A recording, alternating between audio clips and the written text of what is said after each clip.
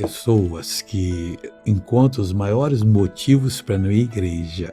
Sabe por que elas fazem isso? Porque elas estão perdendo a batalha para o inimigo.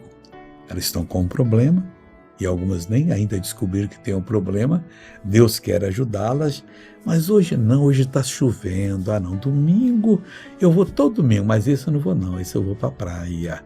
Não, eu tenho o aniversário do Zezinho, por aí afora vai, não faço uma coisa dessa.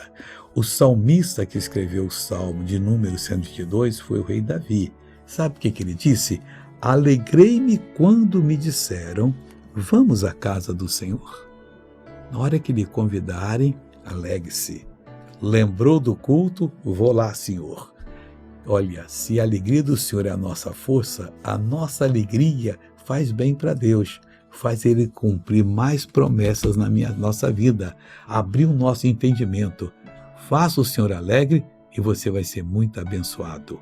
Veja essa pessoa abençoada, eu já volto. Como é que a senhora andava? Bem devagarinho. Como é que a senhora andava? Imita pra mim. Assim. Imita. Veio andando assim hoje. Desse mesmo jeito. Então anda normal agora. Olha só, olha o passo dela aí, pessoal. É, Jesus, o senhor é bonito, hein? Agora eu quero orar com você. Pai, estou aqui para abençoar. Estou aqui para mandar o mal embora. Estou aqui, ó Deus, para ajudar essa pessoa a resolver os problemas dela. E como ministro da tua palavra, eu amarro todo o mal e ordeno. Saia desta vida em nome de Jesus. Bom dia, Deus abençoe.